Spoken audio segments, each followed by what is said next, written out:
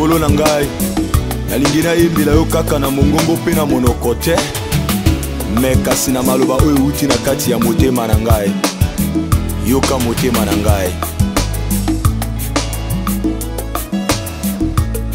Ozali oyo ya ngai, ona nzela motema ye.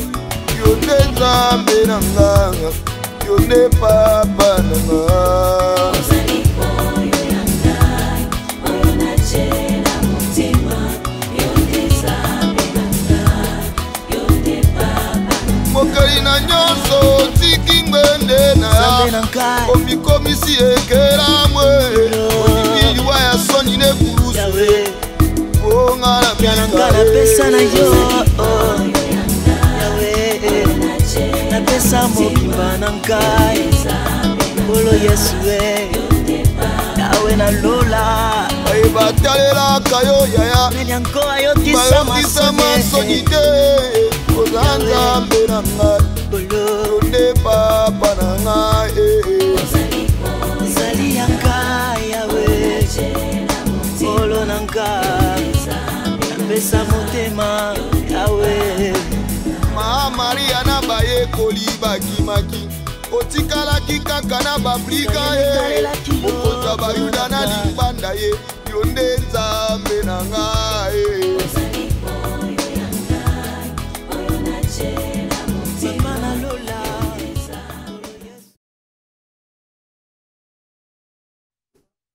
30 secondes pour laver les mains. Bon, je vais un peu mimer un peu comment on lave les mains. Donc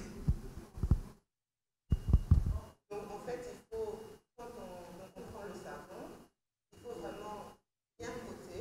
Donc la peau, il faut frotter la peau, le dos des mains.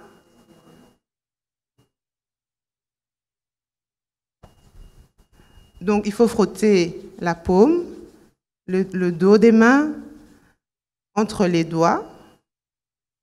Ne pas oublier les ongles. Et puis alors les poignets. Voilà. Je sais pas, c'est 30 secondes. Hein? En 30 secondes, c'est fait. Hein? Oui, voilà. Bien, voilà. Donc 20 à 30 secondes. Voilà. En fait, docteur Deborah explique le frottement avec le savon, qui prend 30 secondes. Mais une fois qu'on trempe maintenant la main dans l'eau pour rincer, en tout, on attend 1 minute. Vous comprenez?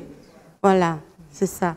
Et je suppose que c'est la même chose avec la solution hydroalcoolique. Oui. Okay. Donc, en fait, il faut désinfecter les... Enfin, il ne faut pas oublier les zones telles que les ongles, les poignets. Ce sont des zones aussi qui peuvent être contaminées.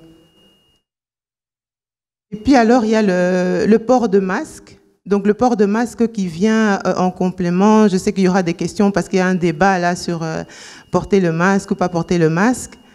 Donc, en fait, on porte le masque d'office dans les endroits où on sait qu'on n'aura pas la distance. Donc, il faut porter le masque. Et puis, porter le masque aussi, c'est aussi une manière de protéger l'autre. Hein?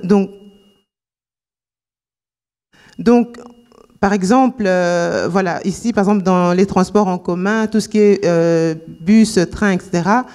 Mais pourquoi est-ce qu'ils ont exigé le port du masque? Parce que quand on est dans un bus, quand on est dans un métro, mais on ne sait pas avoir les 1,50 m de distance. Mais il y a aussi des discussions parce qu'il y a par exemple des endroits tels que les supermarchés où on n'a pas obligé les gens à porter des masques, mais dans la pratique, on voit que les gens n'ont pas toujours les 1,50 m de distance.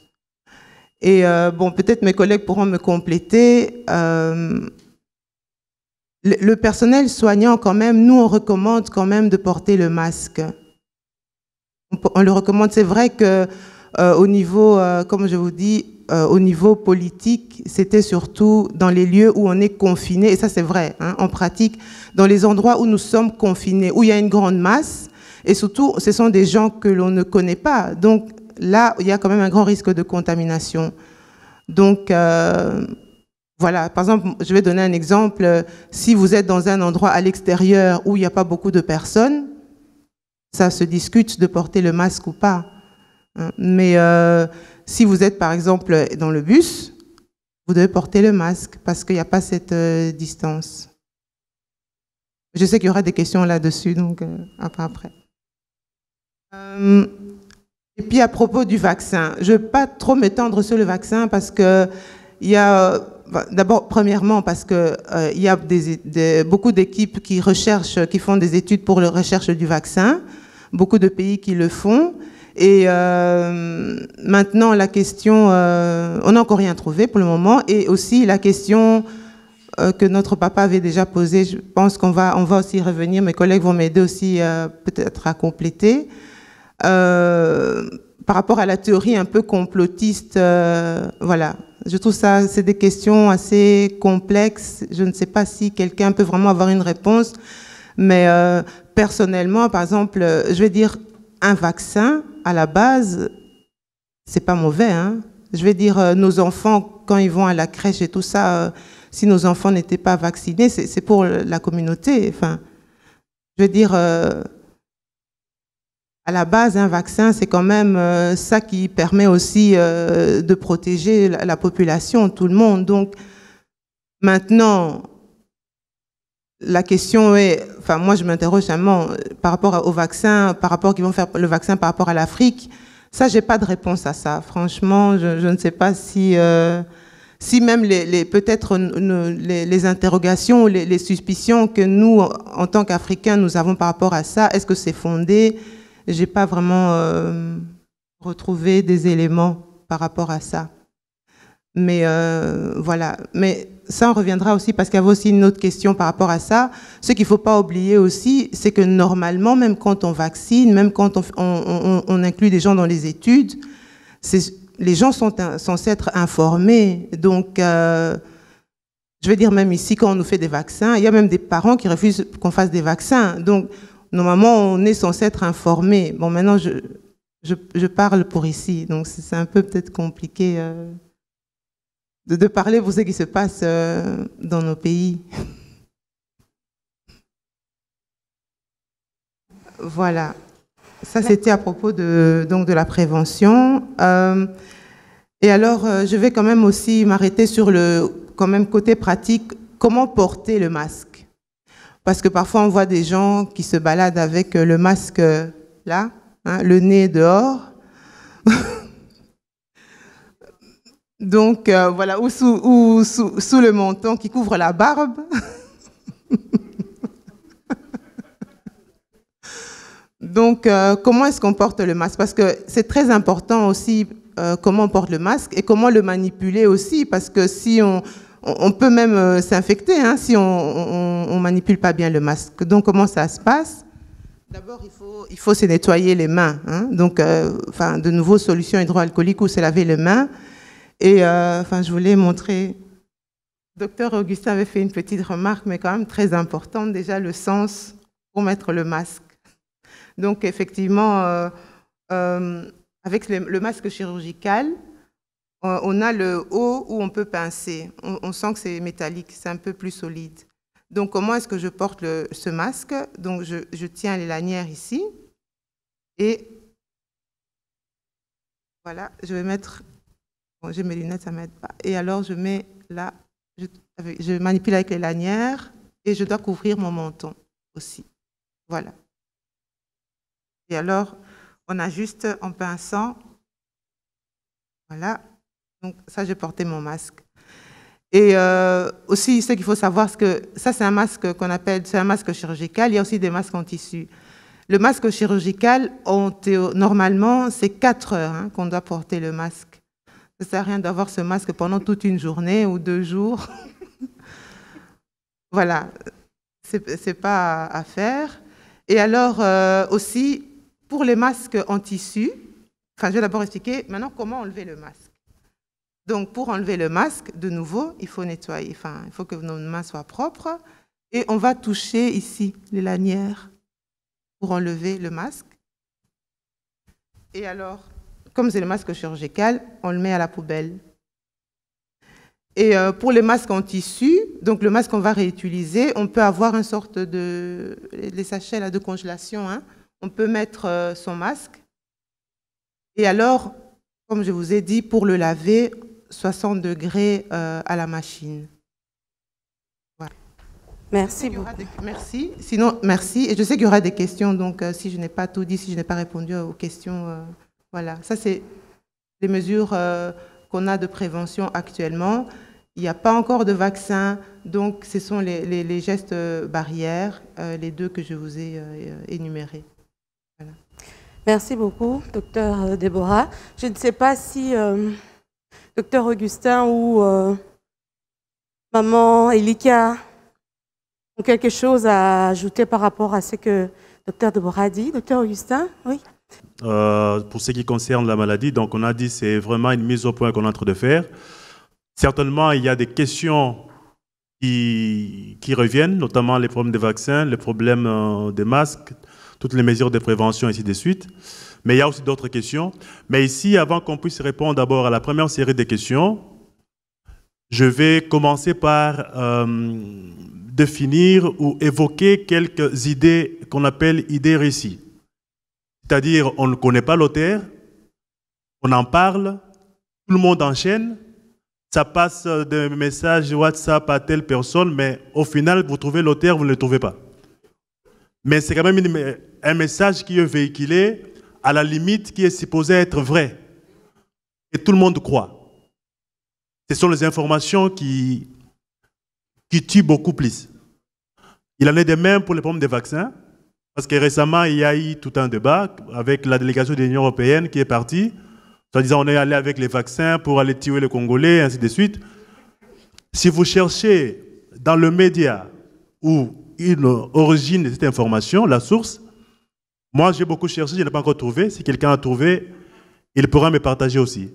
À part le fait qu'on en parle dans les réseaux sociaux et tout le monde en parle, mais ce n'est pas ça le problème. Donc, quelques idées réussies.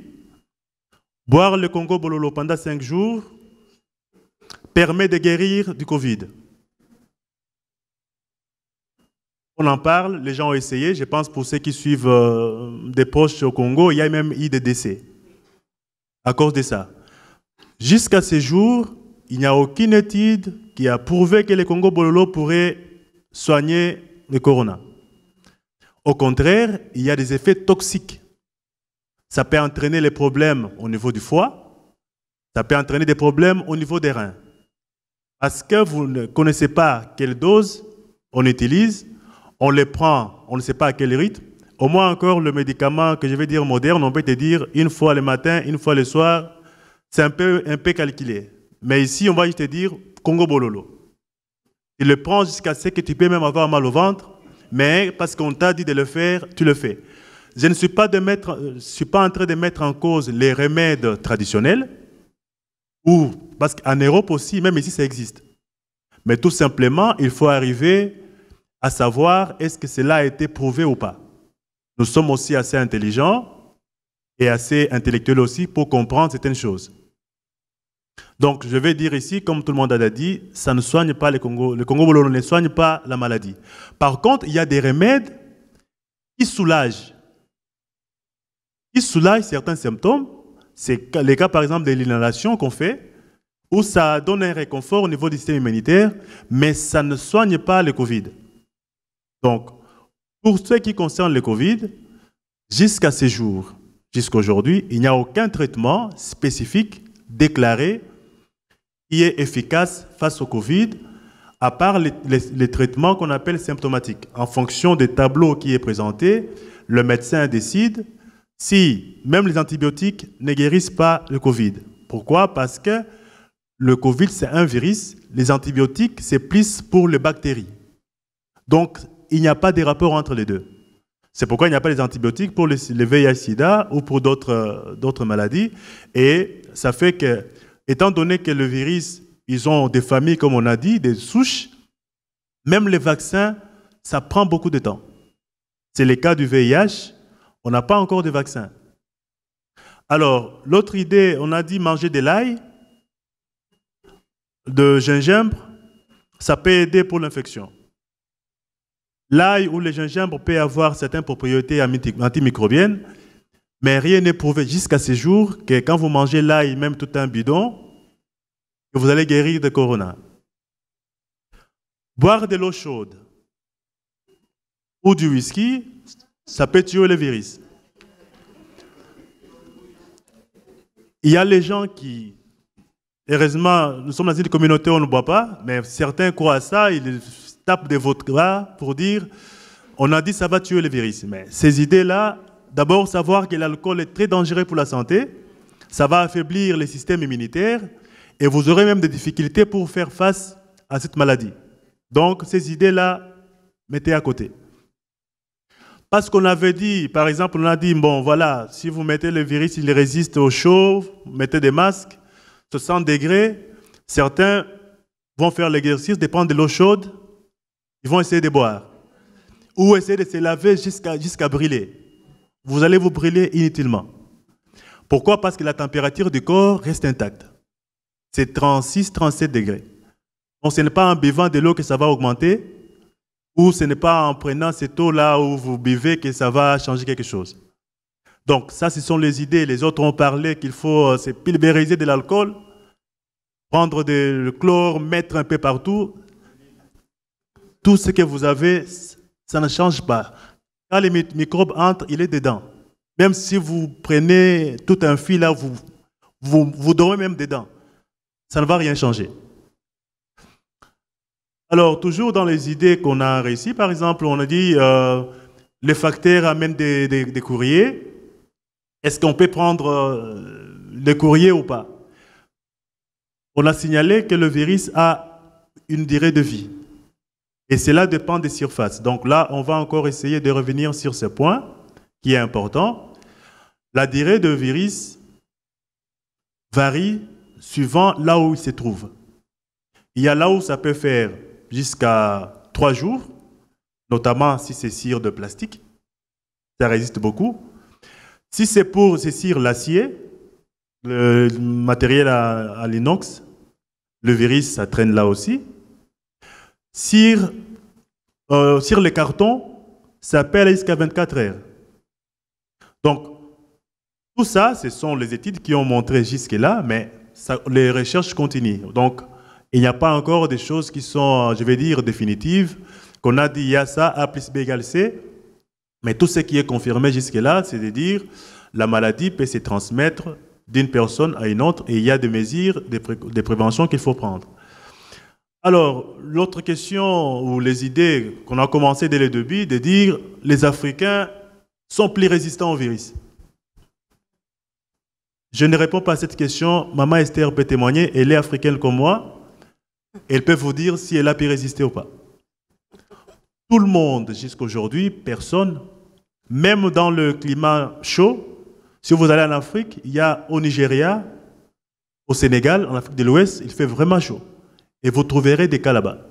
Pour dire, dans tout le continent, le virus est là. Maintenant, tout dépend, comme on dit, de la gravité ou de l'immunité de chaque personne. L'idée en Afrique ici, si on dit jusqu'ici, il y a beaucoup de cas, ou il y a moins de cas, c'est parce que dans la plupart des temps en Afrique, la population est jeune. Le moyen d'âge, c'est vraiment jeune. Mais il y a aussi d'autres circonstances, qu'il y a d'autres maladies propres à l'Afrique qui peuvent s'associer. C'est le cas de la chloroquine qu'on a parlé. Quelqu'un va dire, ah, moi je vis chloroquine depuis 40 ans, je ne suis jamais mort, même pas des effets secondaires. À ce moment-là, on traitait autre chose, on traite le palu. Le palu, on a traité avec la chloroquine, mais pour ceux qui connaissent, à un moment donné, on a retiré cette molécule du marché. Et on ne l'utilisait plus beaucoup. Et maintenant, on continue à l'utiliser pour d'autres maladies. Et puis, d'autres choses, ce n'est pas pour critiquer notre continent. Il faut reconnaître que nous sommes un peu en retard en termes de pharmacovigilance. Pharmacovigilance, c'est quoi? C'est-à-dire, lorsqu'il y a un médicament qui est donné, on fait un suivi pour savoir s'il y a des effets secondaires qui ont été développés, est-ce qu'il y a eu la tolérance, est-ce qu'il y a eu la résistance, ainsi de suite. De ces côtés-là, on est encore très loin. Donc, dès qu'un médicament arrive, on le prend. Des fois, voilà, ça passe ou ça casse. Il y a même les gens on peut décéder, on va juste dire Dieu a donné, Dieu a repris. Il n'y a pas le temps de dire on va faire l'autopsie ou on va essayer d'investiguer pour savoir plus. On se limite par là. Donc, ça fait qu'il y a beaucoup de choses qui passent inaperçues et qui ne sont pas aussi déclarées. Beaucoup de décès, ça arrive. Est-ce que c'est parce qu'on est habitué à avoir des morts?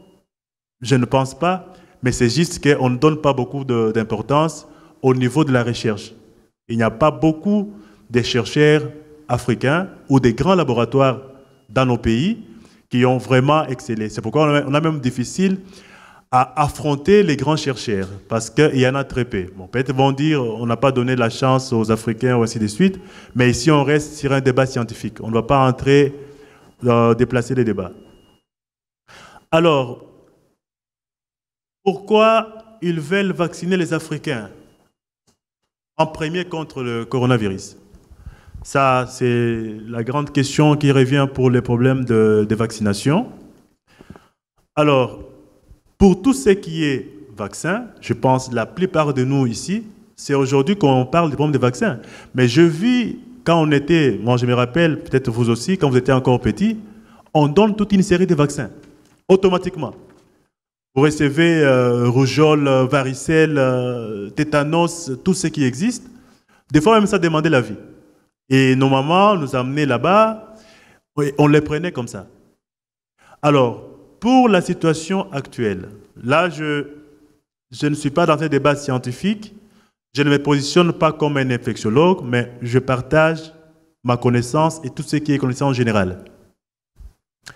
Au niveau des vaccins, d'abord il faut savoir, lorsqu'on veut mettre en place un vaccin, ça ne peut pas prendre moins d'une année.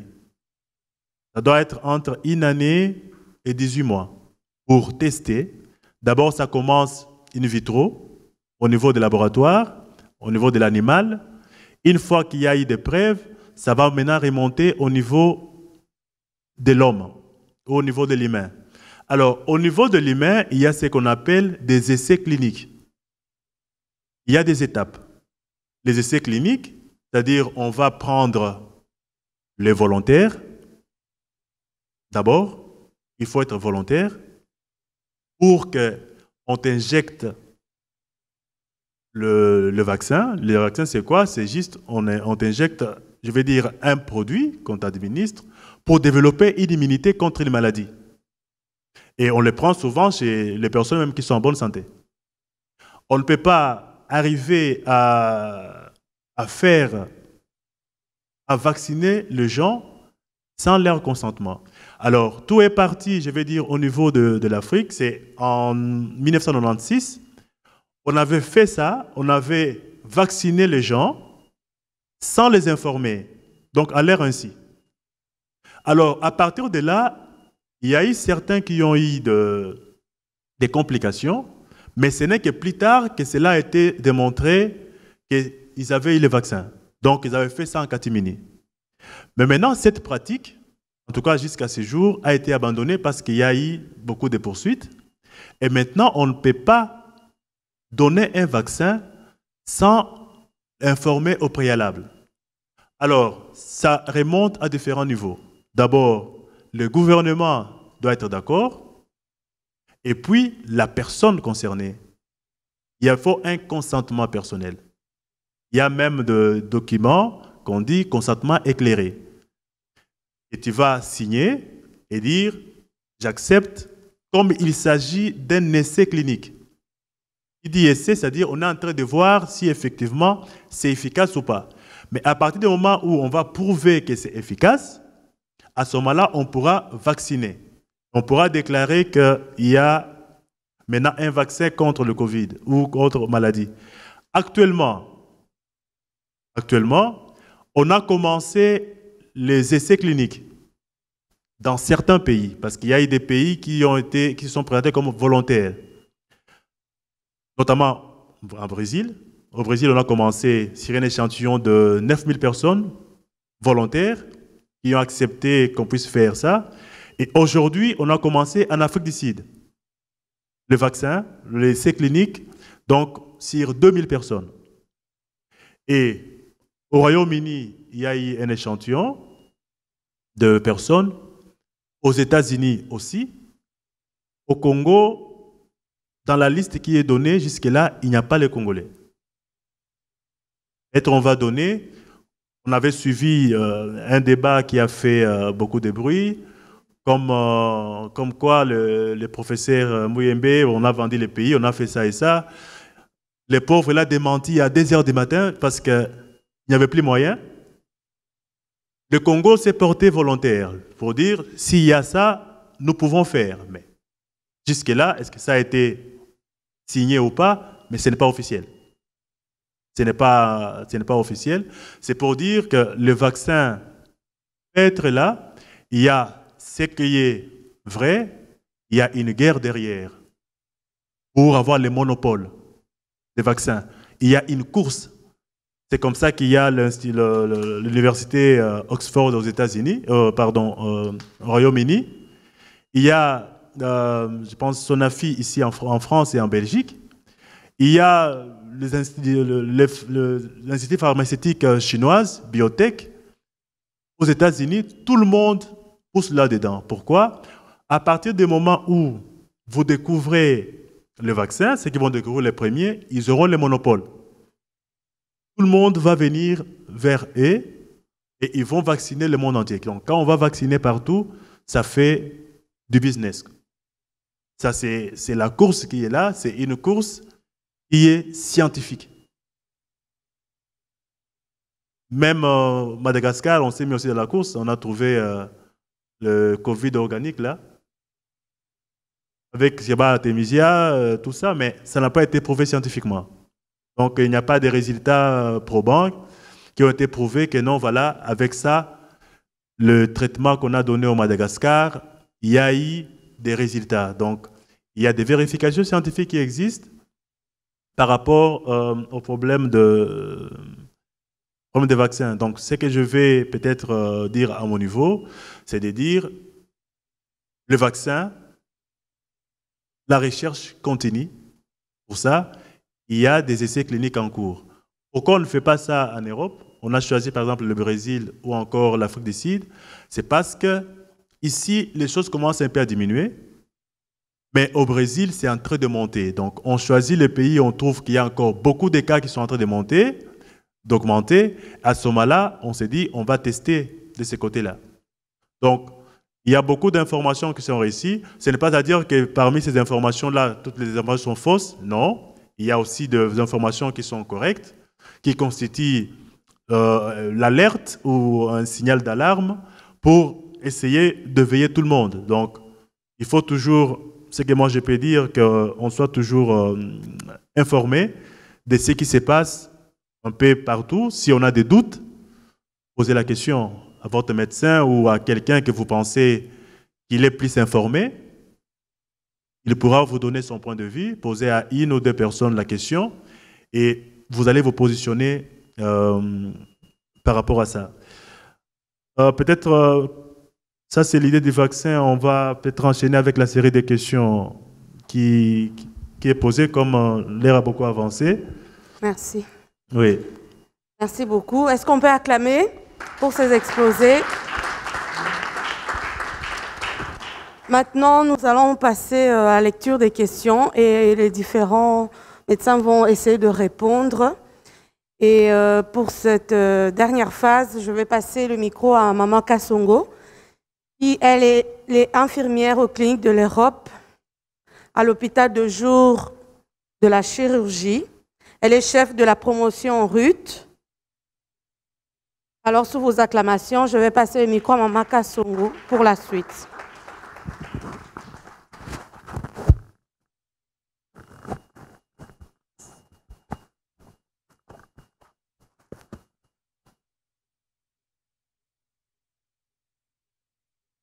Merci, Sœur Gloria, pour la parole.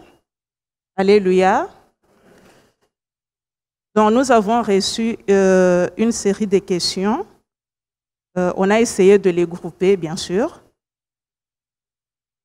Bon, la première question a été posée par Papa Boniface Moulamba, qui est CP de la classe P12 ancien. Sa question est la suivante. La chloroquine serait-elle efficace ou pas? Ou bien on n'en veut pas parce qu'elle est moins chère? Et les firmes pharmaceutiques veulent plutôt commercialiser un produit plus cher. Sa deuxième sous-question, je veux en savoir plus. Bon, c'est vrai que Dr Augustin a déjà parlé du vaccin. Je crois que c'est important que je pose quand même sa question. Le vaccin qui serait destiné à l'Afrique contiendrait des produits stérilisants pour limiter les natalités en Afrique. Doit-on se méfier de ces vaccins à destination de l'Afrique?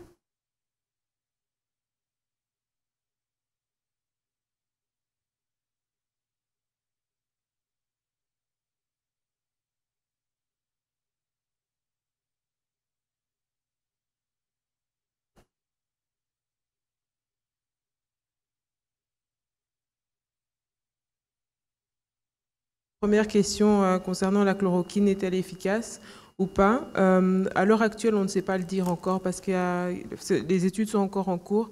Il y avait une étude d'abord qui était initialement sortie qui prouvait qu'elle n'était pas efficace, mais il y a eu beaucoup de biais par rapport au fait à cette étude. Et donc à partir du moment où les biais, ça veut dire que la manière dont l'étude avait été conduite n'était pas selon les critères scientifiques. Et donc à partir de ce moment-là, on remet en doute même les résultats. Donc voilà, c'était basé sur quoi au fait de parler de l'efficacité de la chloroquine? Apparemment, au fait, la chloroquine aurait la capacité au fait de diminuer la production du virus. Donc ça veut dire que c'est comme si quelqu'un qui est infecté, donc il produirait, au fait, en traitant par la chloroquine, il produirait moins de virus au fait. Mais bon, ça c'est une supposition et jusqu'à l'heure actuelle, ça n'a pas été démontré scientifiquement que la chloroquine est efficace. Donc par rapport à quid du vaccin, c'est vrai qu'il y a différentes écoles. Donc il y a des écoles complotistes, etc. C'est vraiment difficile à se positionner parce que en tant qu'homme ou en tant même que scientifique, c'est parfois difficile, parfois on tend d'un côté comme de l'autre, mais dans tous les cas, je pense qu'il faut rester raisonnable. Parce que je me dis que de toute façon, parce qu'on dit que oui, si on ne vaccine pas, si on vaccine, c'est pour diminuer la natalité, au fait. Enfin, on se dit que les gens se disent que si on vaccine, c'est pour diminuer la natalité en Afrique. Mais si on ne vaccine pas et que ce vaccin fonctionne vraiment, les résultats sont les mêmes. Parce que les Africains ne vont pas bénéficier de quelque chose qui peut les aider et les Africains vont quand même mourir. Donc à partir de ce moment-là, je pense que voilà, il faut rester raisonnable. C'est pas pour ça que ça veut dire que les essais doivent spécialement commencer en Afrique. On peut se baser en fonction donc de l'endroit où il y a le plus d'infectés, mais c'est pas pour ça qu'il faut rejeter en bloc. Moi, je pense que si quelque chose fonctionne, il faut justement en bénéficier. Donc voilà, c'est mon point de vue.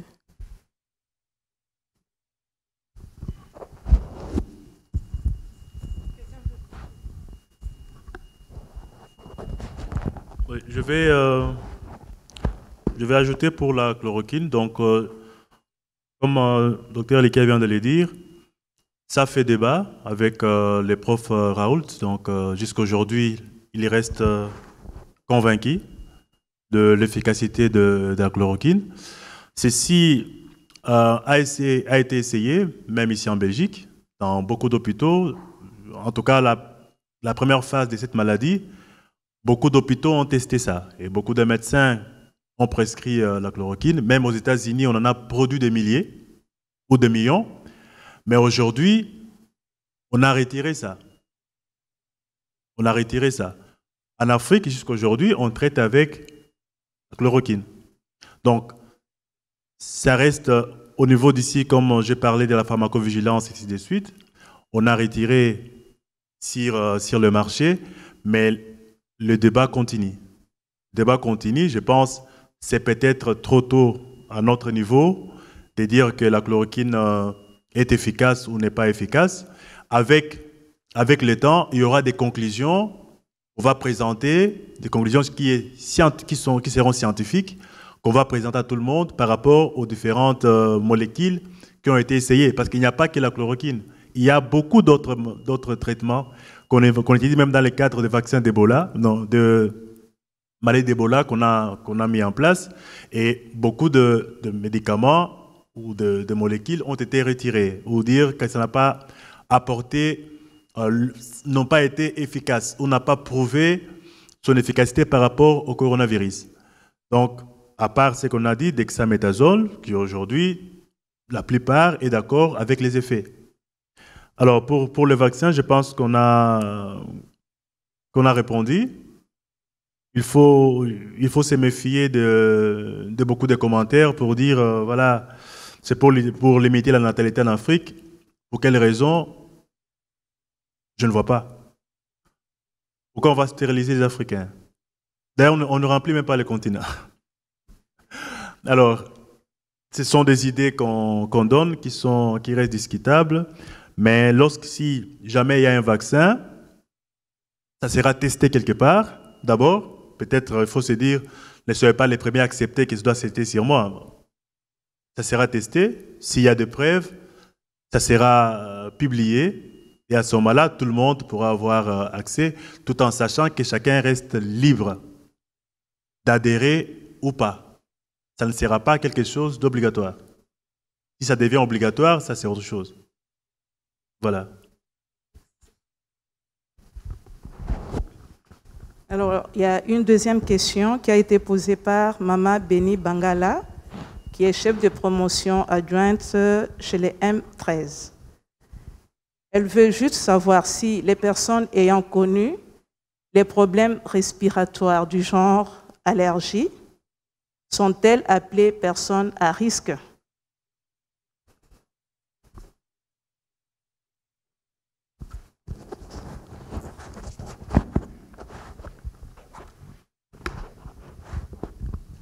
C'est maman. Ah oui, donc je voulais d'abord, problème respiratoire, en fait, il faut différencier. Hein. Donc problème respiratoire, c'est, là je crois que, en fait, il faut bien préciser que c'est des problèmes respiratoires chroniques.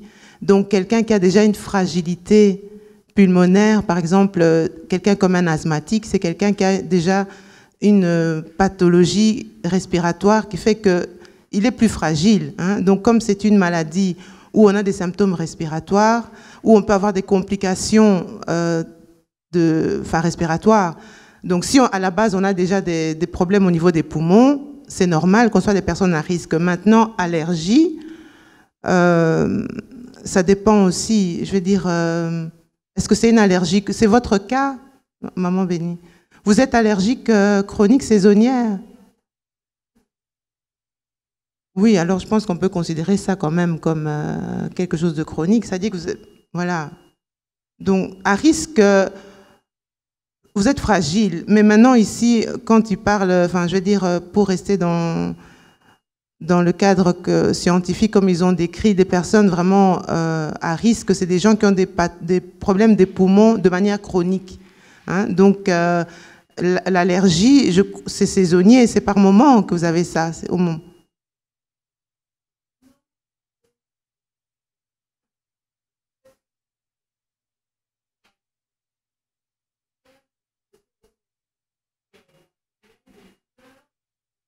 Ouais. Oui, je peux dire que... Oui, donc vous êtes quand même... Enfin, il faut se dire que vous êtes quand même fragile. Oui, je dirais fragile. Je dirais que vous êtes fragile parce que ce n'est pas dit que toutes les personnes qui font des allergies sont automatiquement considérées comme des personnes à risque. Ça, c'est... Par contre, des gens, par exemple, qui ont des maladies chroniques telles que des bronchites chroniques, vous avez des gens ou des gens qui ont, bon, c'est vrai que c'est peu chez les Africains, mais bon, la mucoviscidose, des maladies des poumons telles que de l'asthme, ça, c'est vraiment des personnes à risque. Mais oui, vous êtes fragile. Et je veux dire, quelqu'un qui n'a pas des allergies avec des problèmes respiratoires, bien sûr qu'il est, je veux dire, il est moins susceptible. Mais comme soulignait encore docteur Augustin, il y a aussi des personnes qui vont avoir des problèmes, même de complications respiratoires avec le Covid et qui spécialement n'étaient pas dans les personnes à risque. Voilà, moi je dirais que vous êtes fragile. Voilà, voilà. Je pense que, je ne sais pas si je réponds à la question, mais quelqu'un veut compléter. Mais...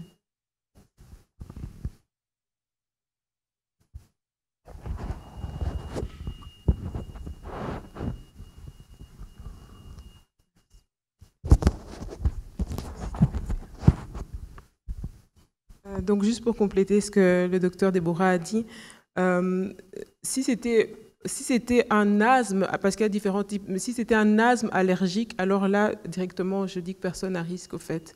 Mais si c'est de l'allergie pure, je ne mettrai pas spécialement en personne à risque. Mais bon, je pense que si vous deviez développer le Covid en période de vos allergies, c'est clair que ce sera un très, très sale moment pour vous sur le plan respiratoire. Mais ce n'est pas que vous êtes en soi à risque, mais si l'un devait s'ajouter à l'autre dans une période d'allergie, au niveau respiratoire, ce serait très, très, très embêtant.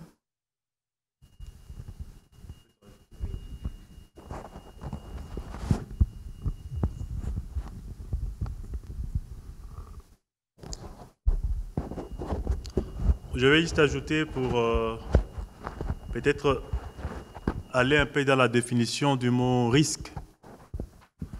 Parce que nous tous, nous sommes à risque, étant donné que nous vivons avec la pandémie qui est ici chez nous. Donc, nous avons tous la probabilité d'attraper cette maladie. Et maintenant, on définit la notion des risques. On dit que c'est la probabilité qu'une maladie ou un événement puisse arriver, on associe à sa gravité. En termes de la gravité de la chose, on va dire qu'il y a des personnes qui sont plus à risque et d'autres. C'est comme ça qu'on a dit, par exemple, les gens qui ont déjà des maladies chroniques, puisqu'aujourd'hui on parle de pathologies chroniques, ce sont les personnes qui sont les plus à risque et les personnes âgées. Donc il y a un facteur âge qui s'ajoute, il y a un facteur de la chronicité de la maladie. Donc là, on a citer quelques maladies, comme on a parlé de diabète, hypertension, ce sont des maladies qui sont chroniques. Mais en cas d'allergie comme chez vous, ce sont des choses qui arrivent périodiquement. Il y a la pollen, il y a la poussière, ça arrive. Mais la gravité de ces risques, ce n'est pas très très élevé comparativement à d'autres situations. On peut dire que le risque est là, mais ce n'est pas aussi grave comme ça pourrait être quelqu'un qui a des problèmes cardiovasculaires ou une personne qui est âgée, qui a aussi d'autres maladies associées. Donc, voilà un peu en bref ce que je voulais ajouter. Merci. Donc, il y a une troisième question qui a été posée par Maman Ruth Ézéchiel, qui est messagère de la promotion Marie-Madeleine. Alors, sa question est sur le port de masque. Elle veut savoir si, pendant qu'on met les masques, elle prend un exemple, pendant 2 heures de prière à la Cité de Merveille, on inspire et aspire le même CO2 qu'on doit rejeter. Est-ce que cela n'aura-t-il pas des conséquences sur la santé?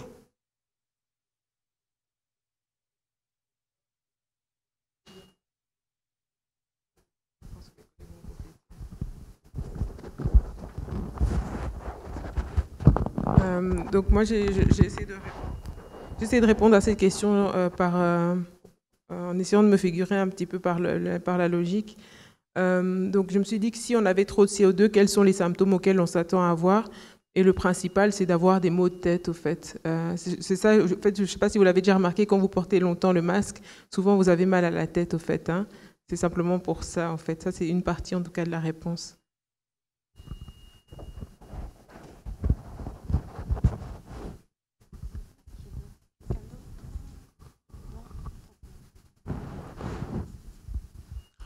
Donc, je peux compléter pour dire... D'abord, au niveau des masques, il y a une durée. Comme on a dit, il ne faut pas dépasser 4 heures, sinon après, ce n'est plus efficace. Mais aussi le fait de aspirer ou expirer. Si vous êtes malade, par exemple, donc les masques chirurgicaux, ça protège les autres.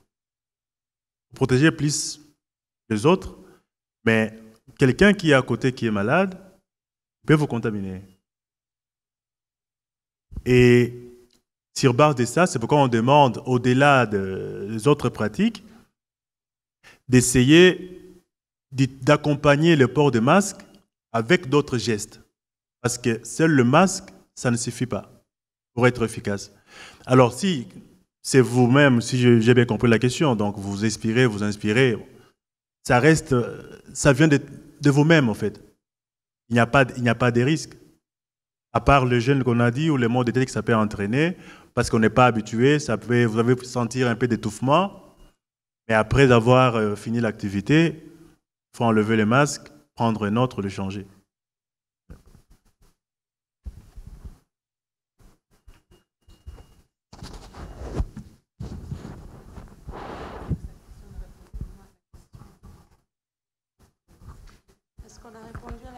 Je ne sais pas si Maman Ruth Ezekiel est satisfaite par rapport à la réponse.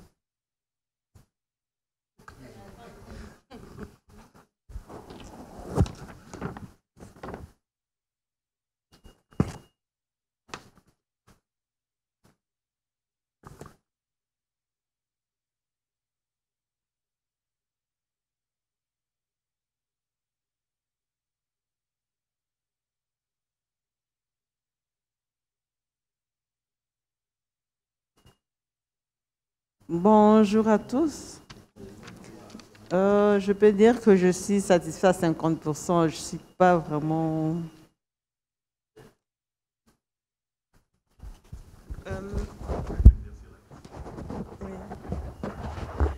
Donc, moi, je me demandais, au fait, parce que quand j'ai lu votre question, est-ce que c'est parce que vous voulez savoir par rapport au CO2 que vous aspirez, c'est ça? Mais justement, donc, par rapport à ça, donc moi, je me suis dit, quand on a trop de CO2, donc on appelle ça hypercapnie. Donc, un des signes qu'on a associé à ça, c'est des maux de tête, c'est des céphalées. Donc, je ne sais pas si avec ça... Donc, est-ce que cela n'aura-t-il pas de conséquences? Une des conséquences, c'est ça. Enfin, c'est quasi la principale et je pense que la seule conséquence peut-être désagréable, c'est les maux de tête. Mais après, de toute façon, vous changez votre masque et même pour manger, vous enlevez votre masque. Donc, ça se résout en soi-même. C'est comme ça que moi, j'ai compris votre question, mais je ne sais pas si c'était...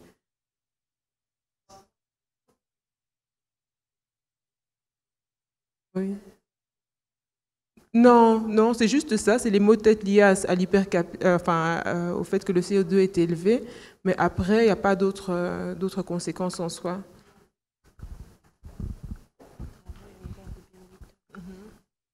Ok, voilà, je vais essayer de combiner deux questions. Bon, par exemple, la question de maman Anne la prophétesse, ce n'est pas une question comme telle, mais c'est une demande adressée aux médecins. Elle dit ceci: à nos médecins de la communauté, pouvez-vous observer à la fin de l'adoration si le peuple de Dieu respecte toutes les mesures d'hygiène qui nous sont recommandées? Bon, je crois bien que c'est une demande. Voilà, alors il y a une autre question posée par Maman Eve Cox, qui est chef de promotion adjointe chez les Marie-Madeleine. Sa question se présente comme suit. D'un point de vue sanitaire, suis-je obligé de suivre ce que le Conseil national de sécurité nous dicte? Par exemple, depuis quelque temps, il dit que le port de masque n'est pas obligatoire à certains endroits, ou s'il dit que la pandémie est éradiquée, dois-je pour autant baisser la garde? Dans quelle mesure vais-je avoir confiance en leur dire éradication de la pandémie si tout le monde n'est pas testé?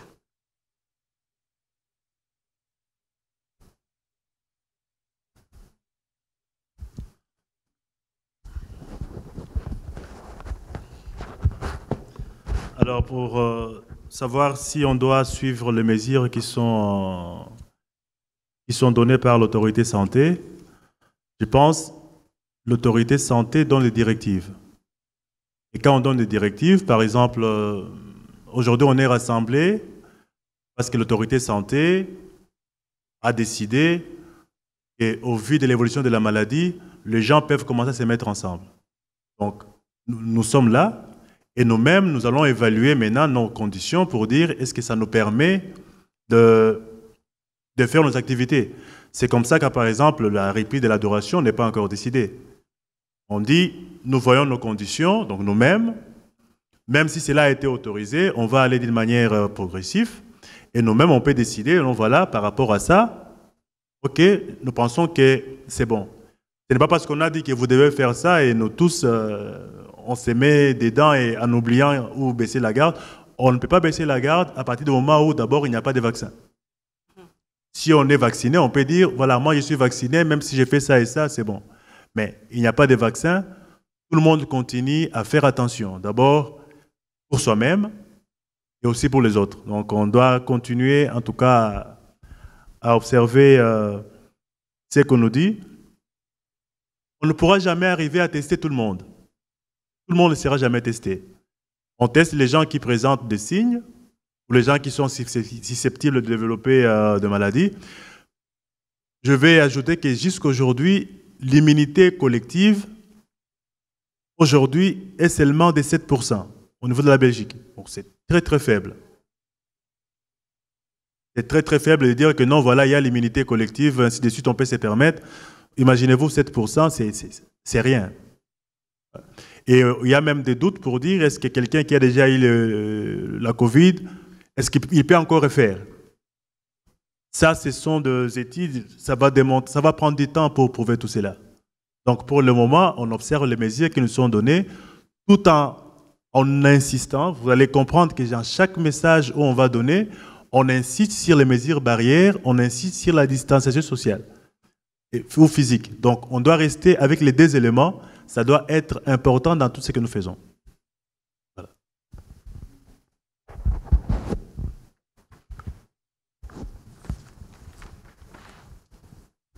Alors, les deux dernières questions, je vais aussi les poser en même temps. Donc, une question est posée par la sœur Gloria, qui est JCC et qui est aussi messagère en formation chez les M13. Sa question est la suivante.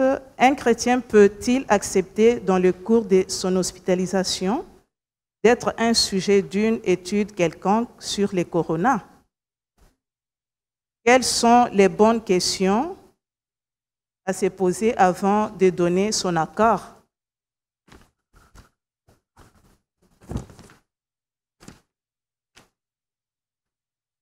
Je pose en même temps la dernière aussi, comme ça, voilà. Alors, la dernière question est posée par moi-même. Donc, il y a une sous-question. Donc, je voulais savoir comment un mort de Covid peut contaminer les vivants en sachant que les modes de transmission à haut pourcentage, c'est la voie respiratoire. Entre parenthèses, donc il y a les postillons, la toux, éternuement. Mais nous savons qu'un mort ne respire plus. Alors, la sous-question, que conseillerez-vous à toutes les personnes qui ont développé les symptômes, tels que la fièvre jusqu'à 39 degrés, la toux sèche, perte de goût de l'odorat, mais qui se sont autoproclamés Covid-19, c'est-à-dire qu'ils n'ont jamais eu un avis médical ni avoir fait le test. Voilà, merci. Bon, je vais essayer de répondre à la question, d'abord la question de la sœur Gloria. Donc, un chrétien peut-il accepter dans le cours de son hospitalisation d'être un sujet quelconque sur le corona? Moi, ce qui m'embêtait un peu dans ta question, enfin, je vais parler plutôt de manière personnelle parce que, bon, je suis chrétienne, je suis aussi scientifique et, bon, bon, je ne suis pas une experte de la Bible, mais peut-être que les parents aussi peuvent nous aider de ce côté-là. Mais je ne vois pas pourquoi est-ce qu'un chrétien ne pourrait pas accepter de participer à une étude à partir du moment où il est informé et qu'il a le libre choix. Je veux dire, enfin, et que ça ne part pas, que ce n'est pas à l'encontre de nos convictions. Donc, je ne comprends pas trop bien.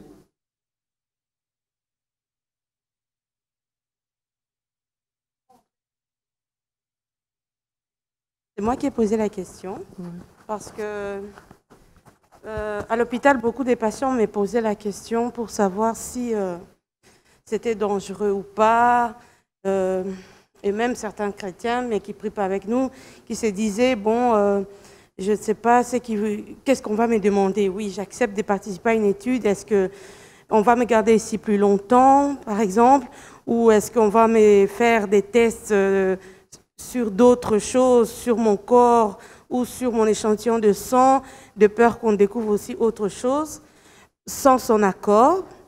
Et aussi, qu'on le soumette à qu'on le donne par exemple des choses à boire ou pour rendre le test fiable, je ne sais pas, une préparation avant la prise de sang ou quoi que ce soit, quelque chose du genre. En fait, quand les patients veulent signer l'accord, ils se demandent s'ils donnent la main, est-ce qu'on prendra les bras. C'est vraiment ça, en fait.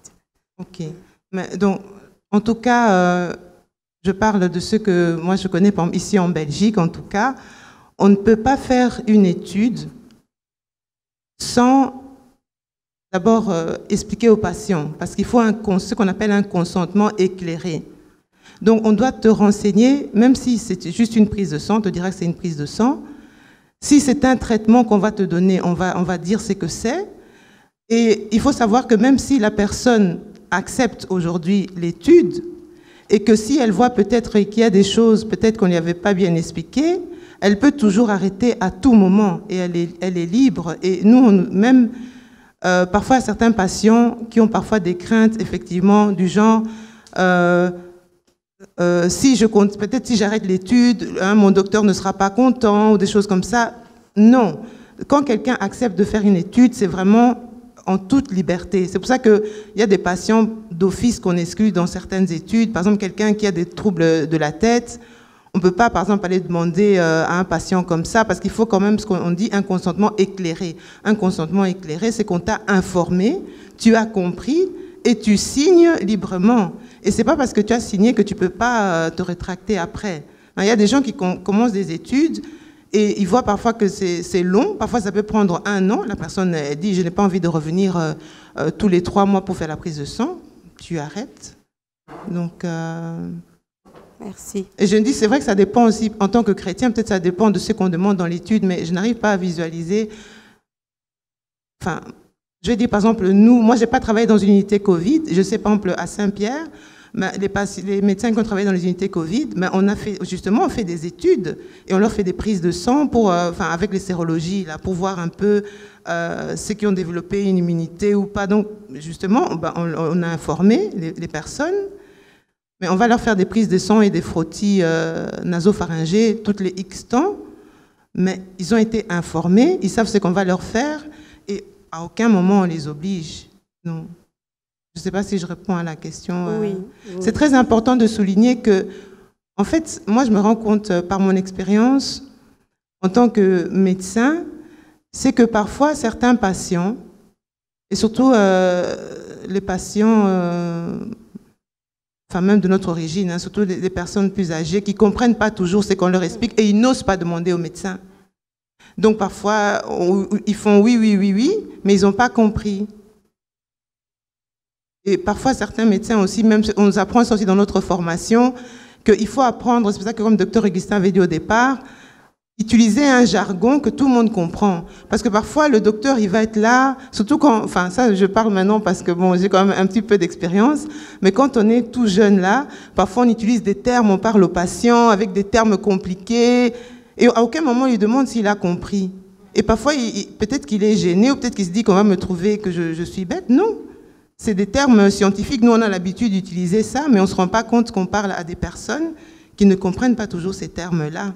Donc, il ne faut jamais hésiter à poser des questions à son médecin Voilà. Ok. Je sais pas si j'ai... Merci. Par contre, pour l'autre question... La deuxième question, c'était... Ah oui, les morts. Donc, comment... c'est une bonne question. J'ai essayé... Enfin, en fait, il y a quand même... Enfin, on a quand même vu une étude... Enfin, c'est pas une étude, mais on a quand même observé pourquoi est-ce qu'en fait, effectivement, quand un mort est mort, il respire plus. Mais il y a quand même ces sécrétions-là du patient. Et c'est comme on expliquait, même il y a des sécrétions qui peuvent rester des heures. C'est très flou, en fait. Je pense que c'est par prudence, mais le risque zéro il y a un risque, hein. Aller manipuler ce corps où la personne a été infectée, il y a quand même des sécrétions. Donc, combien d'heures ces sécrétions... Donc, il y a... Enfin, c'était j'ai vu ça dans un article là de 2012 où il disait quand même que... Enfin, pas de 2012, un article de mars où il disait quand même qu'ils avaient quand même constaté que c'était du 24 mars. Donc, je vois ici... le Haut Conseil de santé publique, dans un avis du 20 mars, qui dit quand même que le risque infectieux ne disparaît pas immédiatement avec le décès du patient infecté.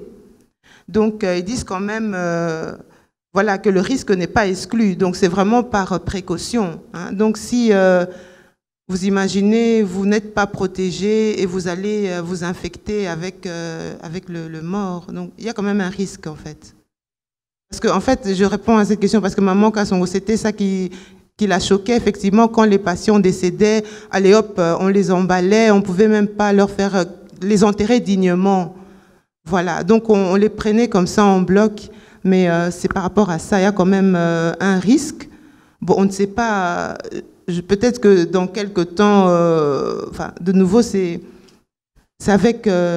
une nouvelle maladie qu'on ne connaît pas, mais on constate comme ça, ils peuvent quand même l'affirmer que le virus est encore là pendant quelques heures. Donc, c'est quand même dangereux. Et je pense qu'on ne peut pas, à ce stade-ci, vu qu'on n'a pas de vaccin, vu qu'on n'a pas de traitement, qu'on puisse se risquer, même à prendre là où on sait qu'il y a un risque de s'infecter. Je trouve qu'il vaut mieux se surprotéger que pas du tout.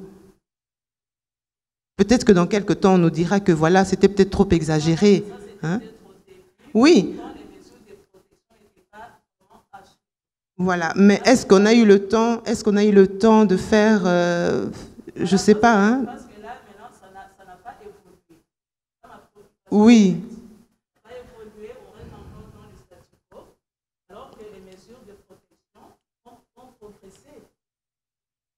C'est ça. Oui, oui.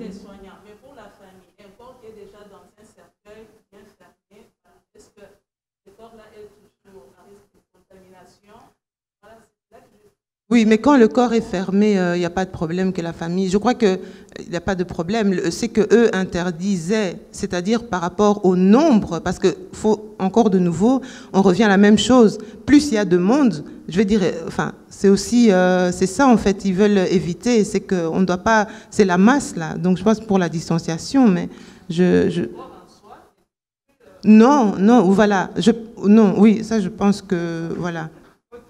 Mais je pense que c'est deux choses un peu différentes. Parce que la toilette, vous la faites dans l'immédiat. Donc ça, c'est autre chose. Hein. Dans l'immédiat, il y a quand même un risque. Dans l'immédiat, parce... Oui, oui, oui. Tout à fait. C'est vrai que moi, je n'ai pas travaillé dans une unité Covid, donc je ne sais pas vraiment répondre à cette question-là. Peut-être que dans la pratique, ça serait une question qu'on pourrait demander, mais à mon avis, je ne sais pas. La sœur Yolande, vous avez continué à travailler dans l'unité Covid et ça continue.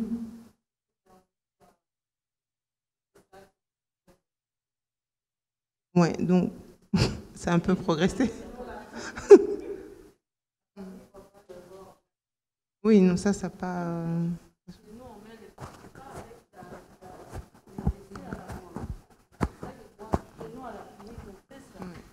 Moi, je pense quand même qu'il faut être prudent, qu'on ne peut pas à ce stade-ci... Enfin, je pense qu'il faut mieux...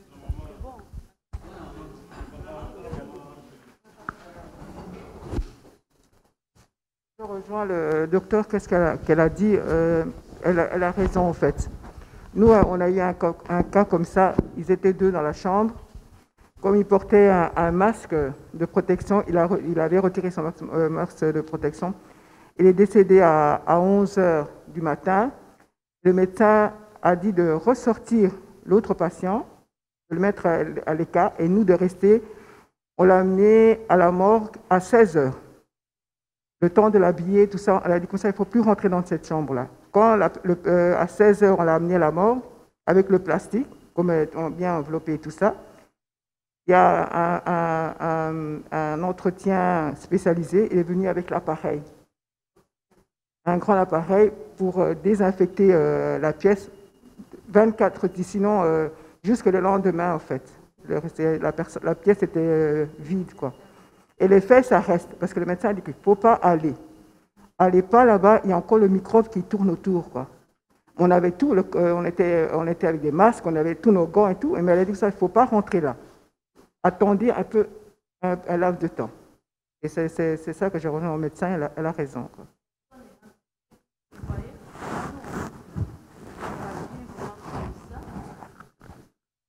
Tu as vu vraiment comme ça, comme j'ai pris mes photos de là où chaque mort, là où on rentrait, chaque chambre de Covid-19, on fait ça.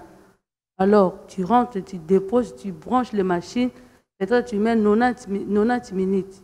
Et ça tourne comme les machines, comme un bou là.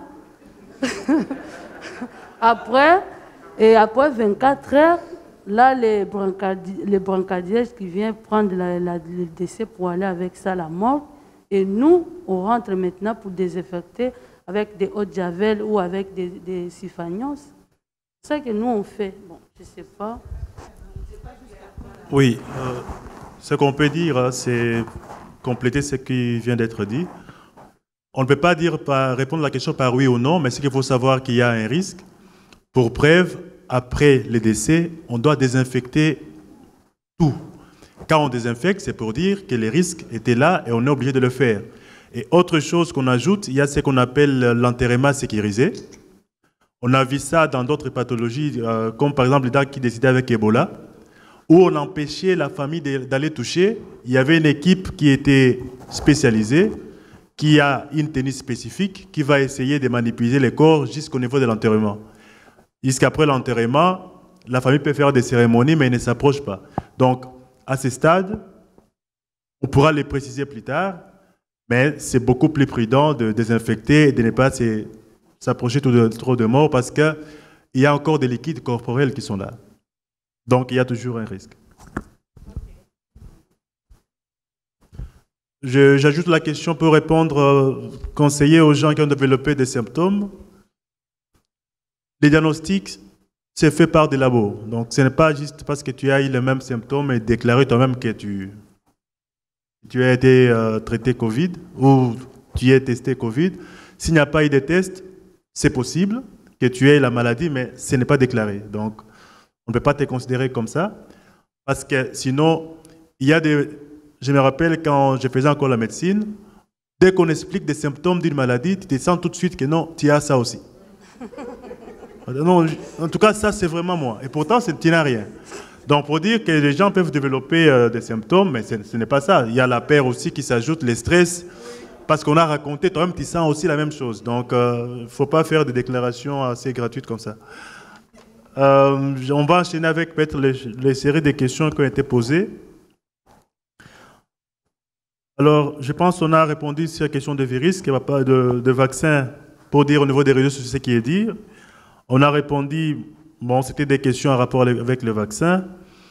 La contamination, le mode de contamination, jusque-là, ce qui est déclaré, c'est les contacts avec les gouttelettes, les sécrétions nasales ou lors de la toux, de l'éternuement. Jusque-là, il n'y a pas encore d'autres modes qui sont déclarés, mais les études continuent. On va chercher à savoir s'il y aura une contamination mère-enfant, par exemple.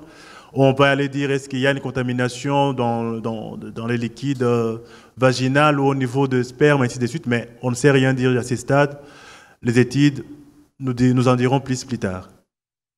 Alors, pour comment vivre avec la maladie, donc la question de Maman Mado, la maladie est là. On doit apprendre à vivre avec. Aussi longtemps qu'il n'y aura pas un vaccin, ce que nous faisons aujourd'hui, ça sera toujours d'actualité. C'est-à-dire la prévention personnelle, le port de masque, la distanciation sociale, le port de donc les mesures, tout ce qu'on peut faire avec, ça va continuer tous les jours. On le fait non seulement quand on est en groupe, l'objectif c'est de se protéger et c'est protéger l'autre. Vous pouvez être, par exemple, on dit que les enfants ne contaminent pas, mais ces enfants peuvent être des vecteurs. Ils sont allés à l'école, ils ont ça, mais ils sont en contact avec les grands-parents. Les grands-parents peuvent développer des maladies peut-être mortelles. Alors, c'est toujours la prudence, mettre en pratique les mesures de prévention.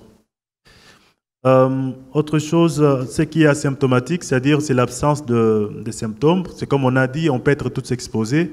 Certains, en fonction de l'immunité, peuvent développer des signes de maladie et d'autres, ils ont le virus, mais ils n'ont pas des symptômes qui se manifestent. Alors ici, il y a encore des discussions pour dire est-ce que quelqu'un qui n'a pas de symptômes, est-ce qu'il peut contaminer ou pas? Alors, jusque-là, si on doit tenir compte de modes de contamination, on dit qu'il faut qu'il y ait cette éjection, expulsion de gouttelettes, ainsi de suite, pour dire je peux avoir ça. Une fois que je tousse, je ne tousse pas, même en parlant. Tu peux parler, les gouttelettes, bon, chacun sait comment il parle. Tu peux parler, ça saute, ça peut aller chez les autres, on peut contaminer dans ce sens-là. Donc, ça ne suffit pas juste d'avoir des signes, mais d'où la prudence, même pour les gens qui n'ont pas de maladie, de se protéger et continuer à protéger les autres. Je pense qu'on a parcouru les questions, peut-être comme on tend vers la fin, s'il y a encore des questions dans la salle, on peut prendre quelques questions. Oui, vous avez parcouru toutes les questions en ligne. Maintenant, on n'a qu'un quart d'heure devant nous pour quelques questions du public. Donc, je vais passer la parole à Papa Amos. Merci beaucoup. J'ai mon micro ici. Et je remercie les médecins pour leur exposé, pour l'éclaircissement. Mais cependant, j'avais quelques inquiétudes ou quelques questions que je voudrais avoir des éclaircissements. Ben ça sera peut-être, il y a des questions secondaires, mais il y a une question qui sera la principale. Et pour les questions secondaires, c'était à propos du masque, parce que le docteur Déborah avait déjà parlé du masque. On peut le porter pendant 4 heures.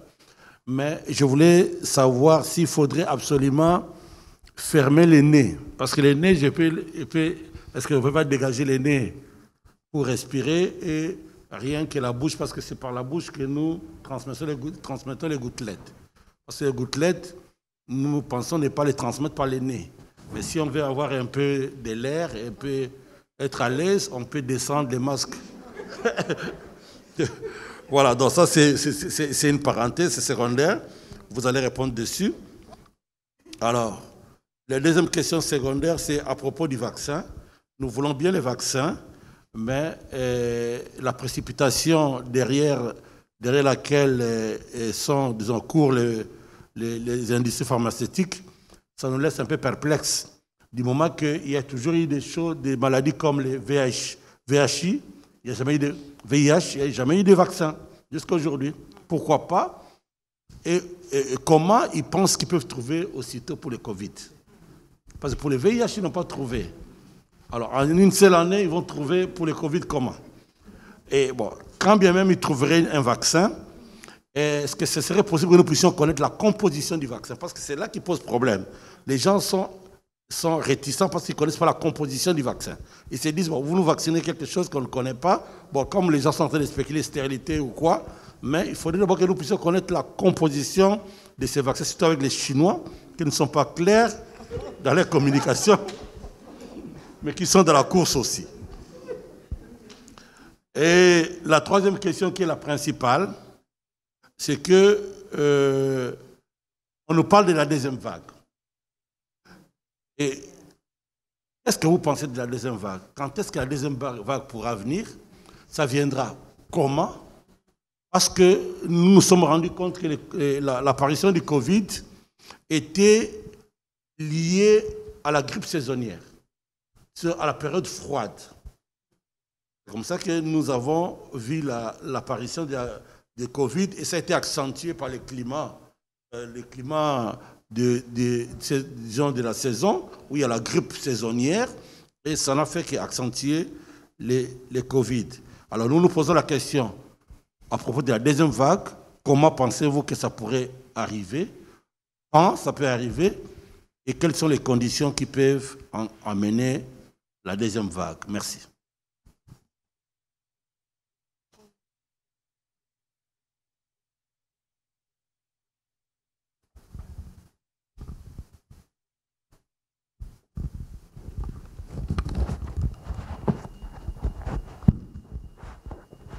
Donc, moi, je vais essayer de répondre pour la question principale, pour la deuxième vague.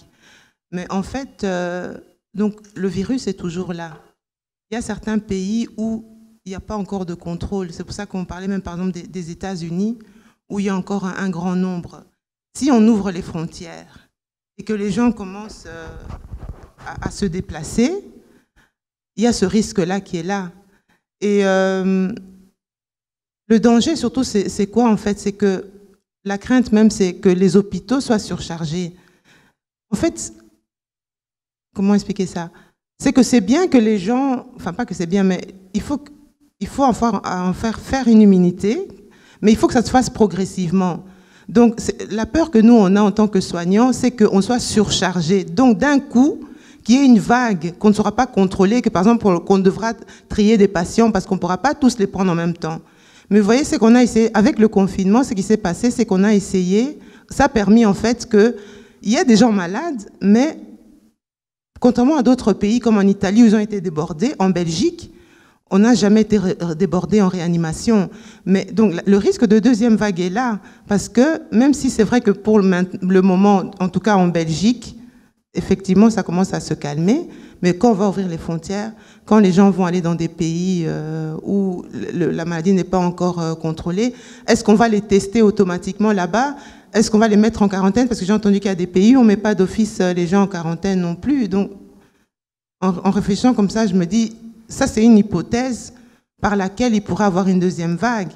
Parce qu'ici, même en Belgique, je dis si on ne fait pas confirmer les frontières, mais qu'on sélectionnait même les endroits où les gens vont se déplacer, je pense qu'on pourrait contrôler la situation. J'entendais même au journal, on disait que peut-être que même l'Europe va fermer les frontières pour les Américains, par exemple. Parce que vous imaginez si les Américains commencent à venir en Belgique, enfin, comment on va gérer ça? Parce que même quand ça a commencé au départ, tous ceux qui étaient revenus d'Italie, là, il y avait même des gens qui étaient revenus, il y en a qui n'étaient pas testés. Donc peut-être, tout ça va dépendre en fait, comment on va gérer la situation. Bon, une sous-question, au cas où il y aurait une deuxième vague, donc on va reconfiner. Ah oui, c'est le risque, hein? Oui, oui.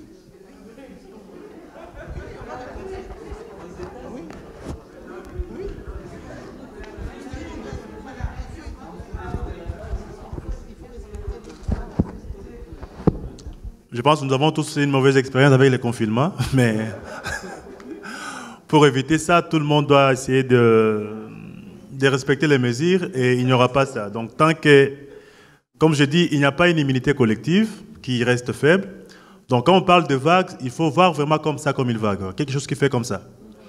Donc nous avons commencé avec le Covid, on a atteint le pic, là on est vers le bas. Alors si on ne fait pas attention et qu'il y a encore des contaminations, les cas vont encore recommencer.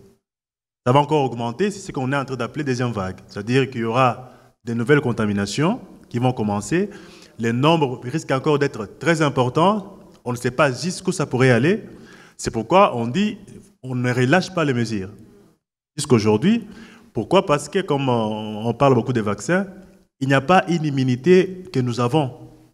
Donc tout le monde reste à risque. La seule chose, c'est de pouvoir éviter qu'il y ait ces risques. C'est pourquoi on décourage même les gens d'aller faire la fête ou de sortir en groupe ou voilà. Tout ce qui peut mettre les gens dans le danger de recommencer les mêmes problèmes, on fait attention à ça. C'est pourquoi on déconfine petit à petit. Donc comme on a suivi aux États-Unis, On a encore confiné certaines villes. En Allemagne aussi. En Chine aussi. Donc, pour dire, les risques sont toujours là. Peut-être que ça ne sera pas la même chose. On est en train de dire, bon voilà, il y a, comme papa a dit, bon voilà, ça peut être comme une grippe saisonnière. On ne sait pas parce que ce n'est pas la même chose. Ça, on le saura après. Si on dit pour confirmer que c'est comme une grippe saisonnière, on devra attendre que ce temps passe. On voit l'année prochaine qu'est-ce qui va se passer. Si à la même période, on a les mêmes problèmes ou on a des cas, on va commencer à penser à ça. Mais pour arriver à des conclusions comme ça, il faut attendre au moins 3 ans. Pour dire, non, voilà, là, nous sommes sûrs que c'était vraiment quelque chose de saisonnière. Mais les risques sont toujours là. Donc, tout le monde, que personne ne relâche le mesure. Pour le masque, donc, la chose la plus importante, on sait que c'est gênant, en fait.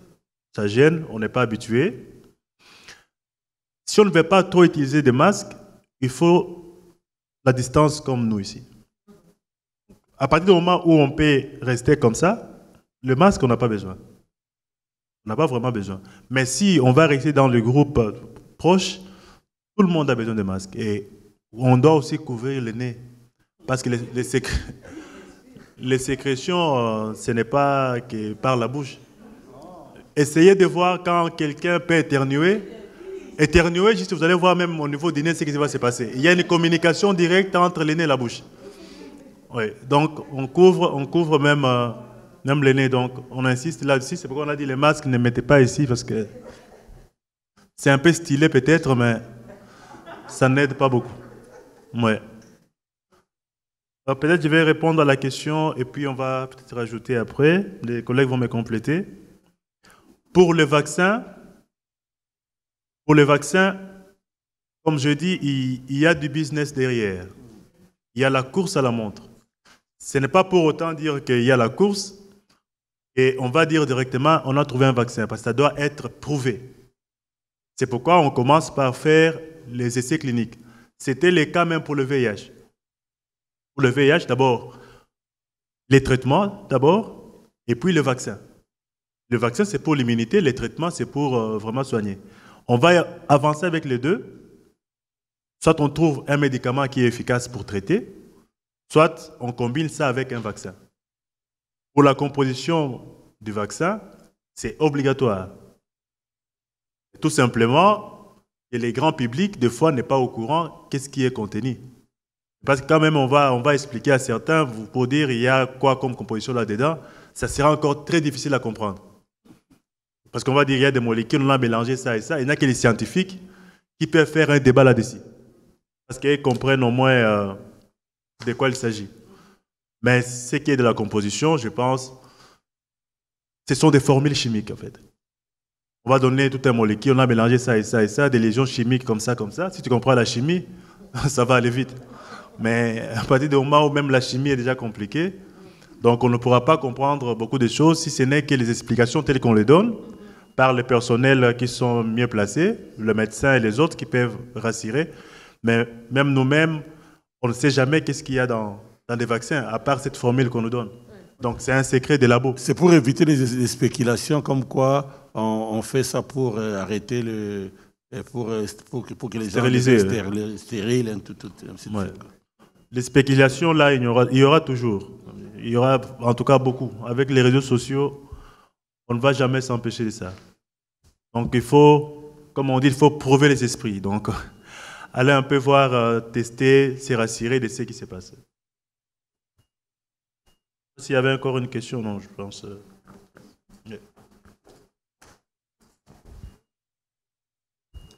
Je voulais juste savoir, pour faire le test, et pour faire le test, est-ce qu'on peut faire par le prélèvement de sang ou seulement par nasopharyngée?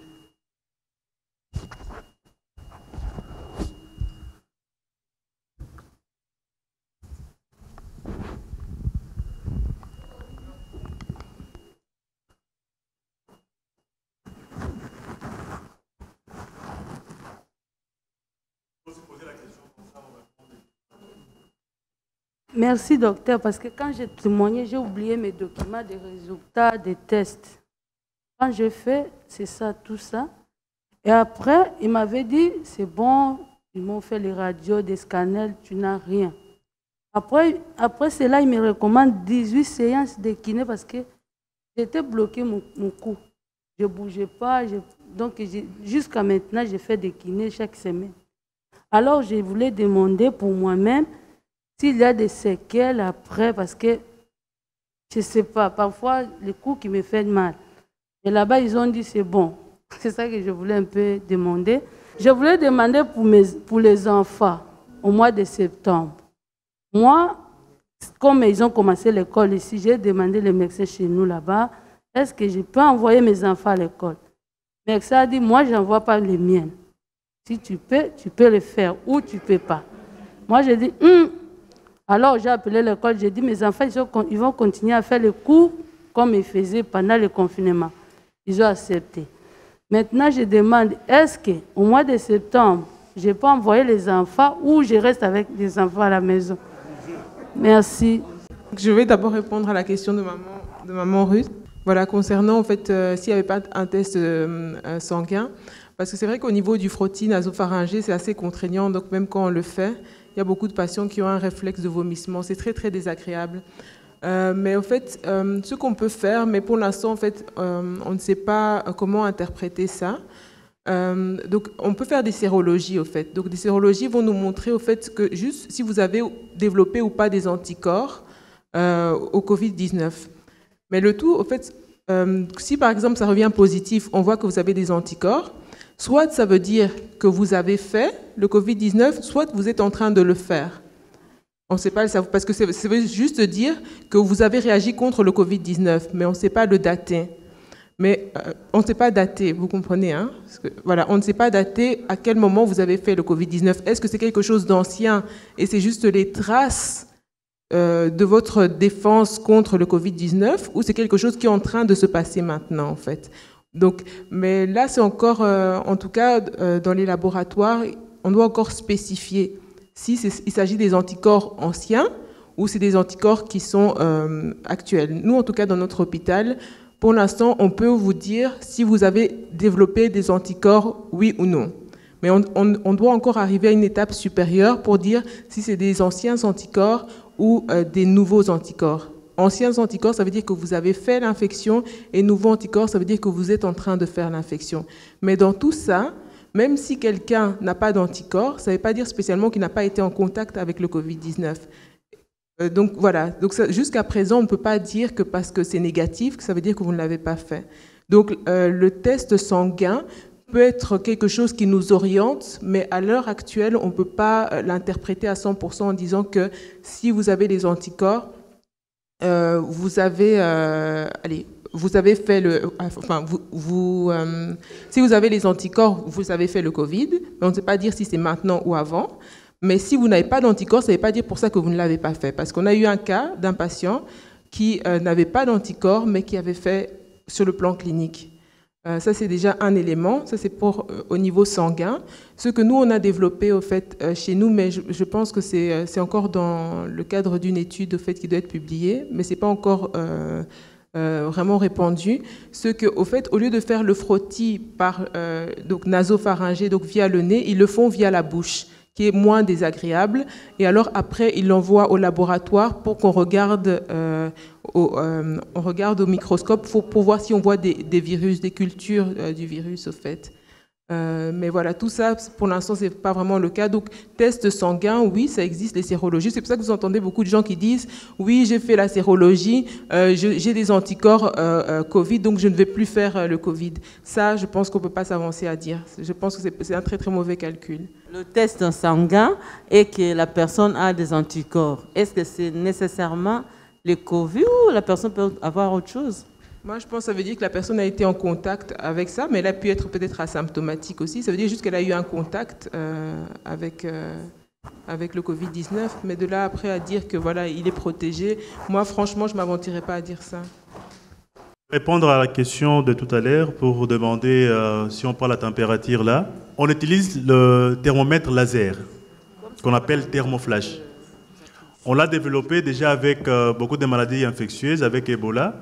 C'est pour éviter les contacts parce que les thermomètres qu'on utilise, on sera obligé de prendre, soit même si c'est le thermomètre électronique ou l'autre manuel qu'on utilisait, on va prendre, on met dans l'aisselle de quelqu'un, après on va désinfecter, on va mettre chez quelqu'un d'autre, sachant qu'on peut prendre la température corporelle à différents niveaux. Chez les bébés, on prend même la température au niveau anal, qu'on le fait.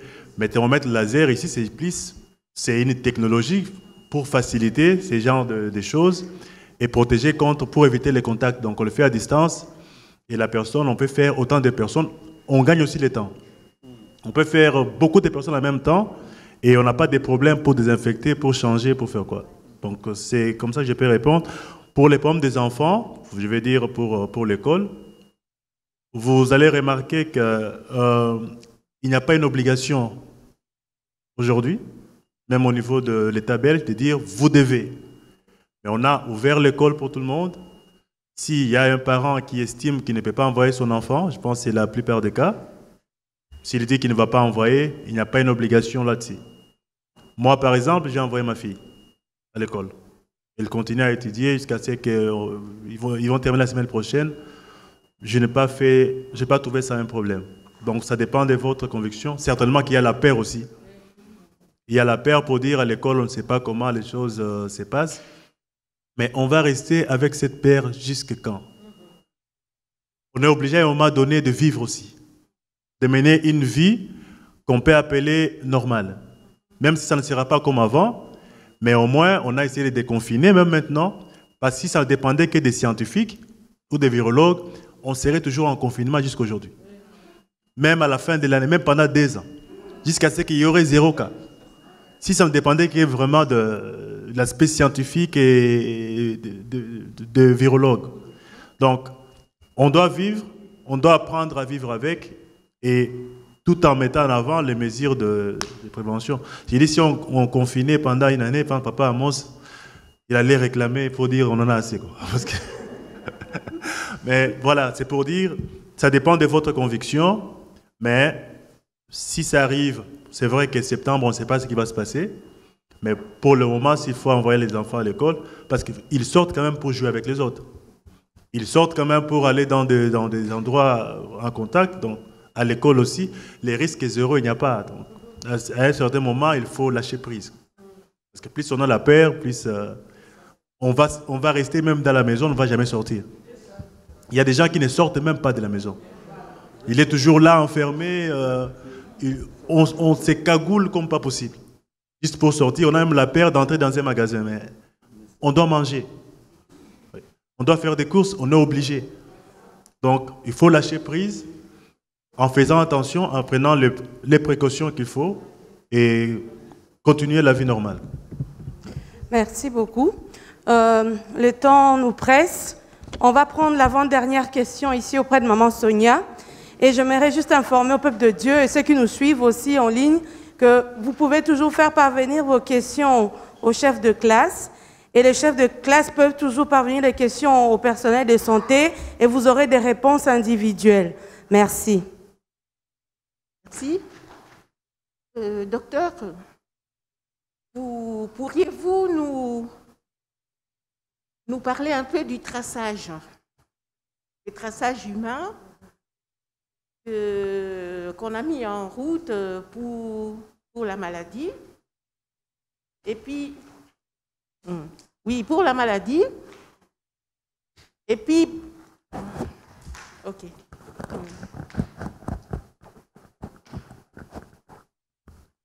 Oui. Qu'en pensez-vous de tout ce traçage et des applications Google et Apple qui ont mis dans des smartphones? Est-ce qu'on peut, à notre insu en plus, parce qu'ils en parlent, ça c'est pas du paranoïa, parce qu'ils en parlent, qu'ils ont mis à notre insu, je ne sais pas si c'est dans tous les smartphones, mais en tout cas, il y a des applications Google et Apple, ils appellent ça Stop Covid-19. Qu'en pensez-vous du traçage et de toutes ces applications? Merci. Oui, c'est tout. Voilà. Ce qui est traçage, c'est important au niveau scientifique, au niveau médical, pour savoir qui est malade, qui n'est pas malade, qui était en contact, qui n'était pas en contact. Mais les moyens qu'on utilise, là, ça devient différent. Donc, tout le monde fait les efforts, tout le monde fait la recherche. Autant qu'il y a la recherche au niveau scientifique, autant la technologie, ils avancent aussi de leur côté. Et comme vous allez remarquer, depuis qu'on a parlé de ça, très peu de gens ont adhéré. L'adhésion est très très faible. Je pense qu'on a commencé à abandonner. En France, on a parlé de 2% parce que les gens trouvaient aussi qu'il y a un risque de dire, bon voilà, je vais donner on va faire les traçages, mais toutes mes données sont là. Il n'y aura plus le respect de la vie privée. Mais pour dire, ça fait quand même s'il y a des discussions, à un moment donné, ça reste il faut une application, ça existe, mais il faut télécharger ça. Donc, si vous téléchargez, vous acceptez. Moi, je ne l'ai pas fait. Par exemple, si vous trouvez que non, c'est avec l'explication qu'on a donnée que ça vous convainc de télécharger ça, vous téléchargez et on va essayer de vous suivre. Mais je vais dire que beaucoup n'ont pas adhéré à l'idée. Donc, ça reste encore question personnelle. Ça reste un choix. Ouais. Merci beaucoup pour vos réponses. Et donc, je vais poser la dernière question pour clôturer cette séance. Moi, j'avais une question par rapport à la souche. Donc, d'après vos explications par rapport au corona, c'est un virus qui existe depuis. Il y a plusieurs souches. Et moi, d'après ce que je sais, le virus du rhume, c'est le corona. Maintenant, des gens qui sont asymptomatiques et qui vont à l'hôpital pour une opération de la cheville, on fait le frottis, on trouve qu'ils sont positifs. Comment on sait que c'est le corona qu'on a toujours eu pour bête rhume? Comment on sait que c'est le corona qui est Covid-19, la chose de 2019?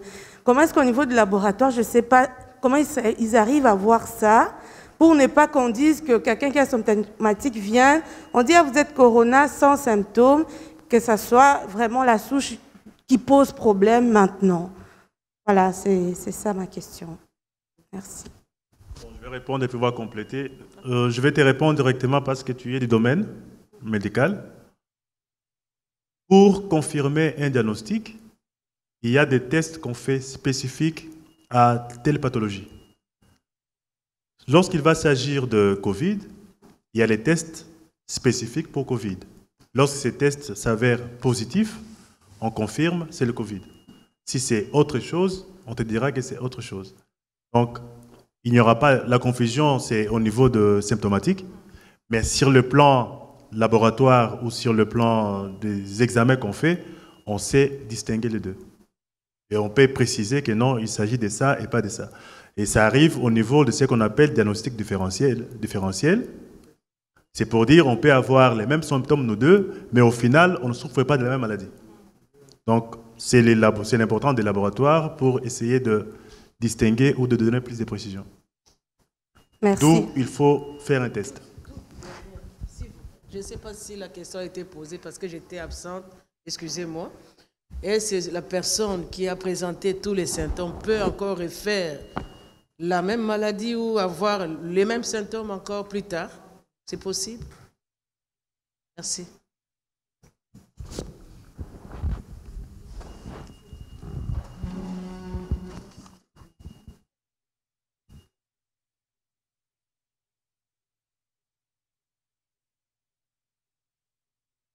À votre question, maman Amos, en fait, ça c'est la grande question, en fait, même qui divise un peu, en tout cas, les scientifiques. Donc, il y en a d'autres qui disent, au fait, que quand on l'a fait une fois, on ne pourra plus la refaire. C'est pour ça, au fait, qu'ils font le test de sérologie, où ils se disent que si on a des anticorps, éventuellement, si on a des anticorps, ça veut dire qu'on n'a pas de chance de refaire le coronavirus. Mais pour ma propre personne, je laisse un grand point d'interrogation. Je ne suis pas encore complètement convaincue qu'on ne peut pas le refaire. Parce que si on prend l'exemple juste de la varicelle, par exemple, donc après on peut faire un zona, en fait, après c'est toujours... et donc le zona, il revient, c'est le même virus, mais il revient parce que quand vous avez un certain facteur de fragilité comme par exemple l'immunodépression, vous refaites un zona. Pourtant, c'est le même virus. Donc moi, ma question, bon, c'est vrai que même quand on parle avec mes collègues ou mes chefs ou mes superviseurs, moi, je défends cette thèse-là en me disant que c'est vrai que pourquoi on ne pourrait pas imaginer que ce serait comme la varicelle, par exemple. Donc pour ma part, en tout cas, ça n'engage que moi. Je ne suis pas à 100% convaincue que si on l'a fait une fois, qu'on ne peut pas le refaire. Mais ça n'engage que moi.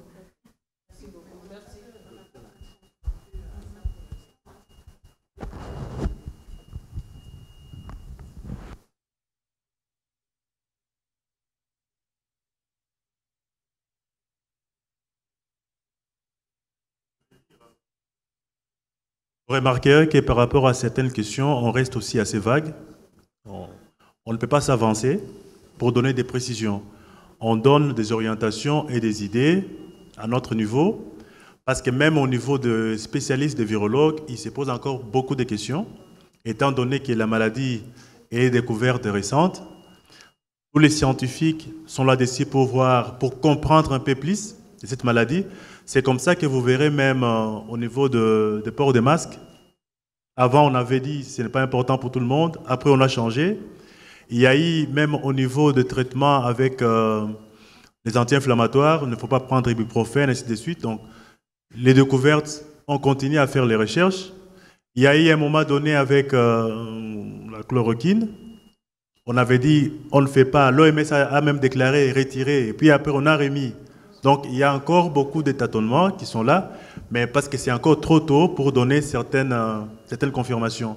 D'où notre objectif aujourd'hui, c'était de partager notre expérience, répondre à certaines questions, mais on ne peut pas donner des précisions à certaines choses. Donc, on reste aussi, je vais dire, on peut critiquer certaines choses, mais on peut aussi prendre distance à certaines affirmations. Donc, on ne peut pas prendre tous les risques de confirmer des choses qui pourront être changées après. Mais dès qu'il y aura des nouveautés qui vont arriver, on va vous partager cela. Il y a même des choses qu'on a répondues ici. Demain, ne soyez pas surpris qu'on dise le contraire. Pour dire, la science, c'est comme ça évolue, et on doit aussi évoluer avec la science. Merci. Merci beaucoup. Vraiment, est-ce qu'on peut acclamer pour nos 3 médecins? Vraiment, vous êtes une bénédiction pour nous. Vous êtes vraiment une bénédiction pour nous, pour la communauté. Merci pour le temps que vous avez consacré à la préparation et à cette séance. Vraiment que Dieu vous bénisse et que Dieu se souvienne de vous abondamment et qu'il vous utilise encore puissamment pour nous, pour son peuple. Et je veux aussi vous remercier, vous qui êtes venus assister à cette séance. Merci à ceux qui nous suivent par les réseaux sociaux, YouTube, par les liens, quels que soient les liens que vous utilisez pour nous suivre. Vraiment que Dieu vous bénisse. Et n'hésitez pas, si vous avez encore d'autres questions, de faire parvenir toujours par vos classes. Et l'équipe Parlons Santé du siège de Bruxelles sera toujours à votre disposition pour répondre à vos questions. Amen. Est-ce qu'on peut acclamer les seigneurs bien-aimés? Donc, retenons que la maladie est bel et bien là, elle existe. C'est une maladie qui a toujours existé, mais cette souche est nouvelle. On n'a pas de vaccin, les traitements sont controversés, on n'a pas encore un traitement fixe pour cela. Quelqu'un a dit, si le masque fonctionne, pourquoi la distanciation? Et si la distanciation fonctionne, pourquoi le confinement? Mais le masque ne protège pas 100%, d'après les informations de nos médecins. Et la distanciation, c'est pour seulement appuyer et faire en sorte que nous soyons un peu plus protégés. Et le confinement, c'est juste que quand les cas augmentent et qu'on ne sait pas contrôler, il faut confiner. Tout simplement, c'est ça.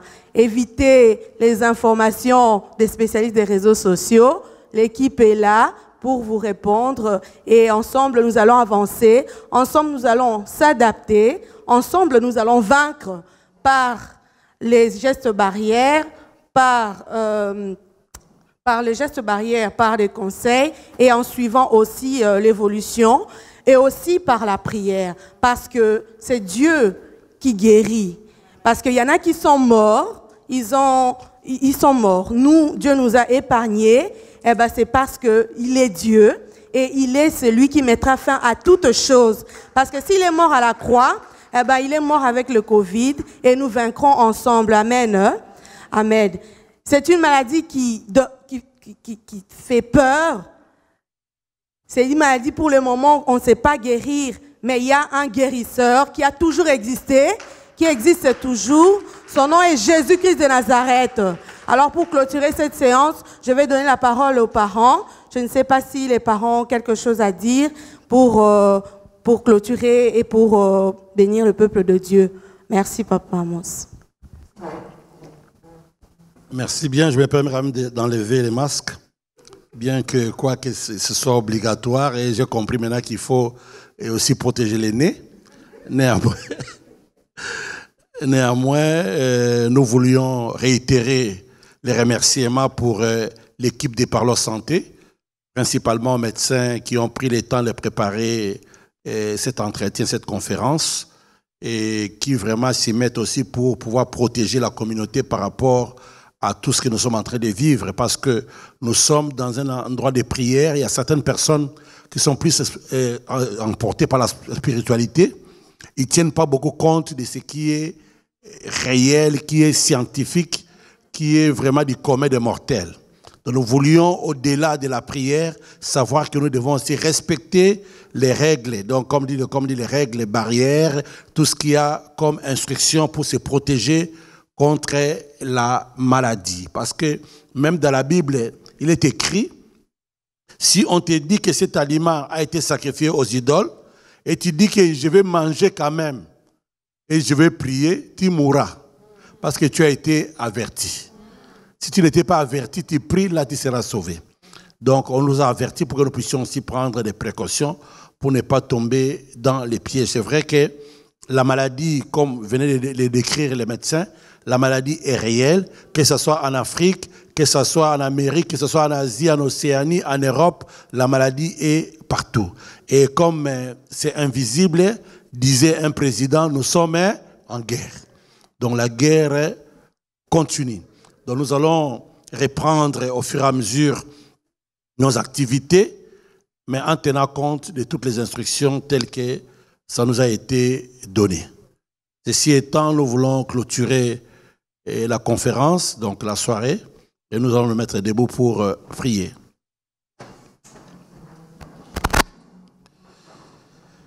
Jésus est Seigneur, il est le Tout-Puissant. En lui nous avons la paix, en lui nous avons la victoire. Nous fléchissons les genoux pour adorer le Seigneur, car il est le Seigneur. Oui, chantons gloire, gloire et louange, alléluia, alléluia, gloire et louange, alléluia, alléluia, gloire et louange, alléluia. Que tout soit pour Jésus. Seigneur Dieu, que tout soit pour toi. Que la vie de nos bien-aimés soit pour toi. Nous te bénissons, Seigneur, pour cette journée que tu as organisée, éternellement Dieu, pour informer tes enfants, pour avertir, éternellement Dieu, chacun de tes enfants. Merci Seigneur pour la vie de l'équipe des Parlons Santé, des médecins, des infirmières.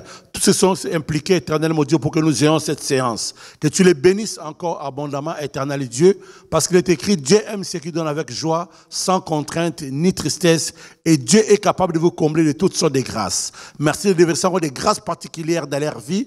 Nous prions, éternellement Dieu, que ce que nous avons partagé en ce lieu, éternellement Dieu, mon roi Seigneur, puisse être gravé dans le cœur, dans la vie de tout un chacun qui a suivi cette séance. Et laisse qu'éternel mon Dieu, mon roi, Seigneur, que toi qui as continué, qui as commencé à nous protéger pendant, éternel mon Dieu, la pandémie, que tu continues à nous protéger. Parce qu'il est écrit, le Dieu qui nous a délivrés, il nous délivre et il nous délivrera encore. Laisse que nos vies soient cachées dans ton sang précieux, que nous soyons invisibles aux yeux et aux attaques du monde des ténèbres, et que ton Esprit Saint continue encore à nous guider. Nous recommandons notre chemin de retour entre tes mains. Merci de prendre le contrôle de tous les endroits que nous allons emprunter, et que tu nous les transportes dans les graisses, et que tu nous conduises à bon port. Il est écrit, le bonheur et la grâce vous accompagneront tous les jours de votre vie, et que le bonheur et la grâce nous accompagnent. Dans le nom de Jésus, nous avons ainsi prié avec action de grâce, et nous disons Amen.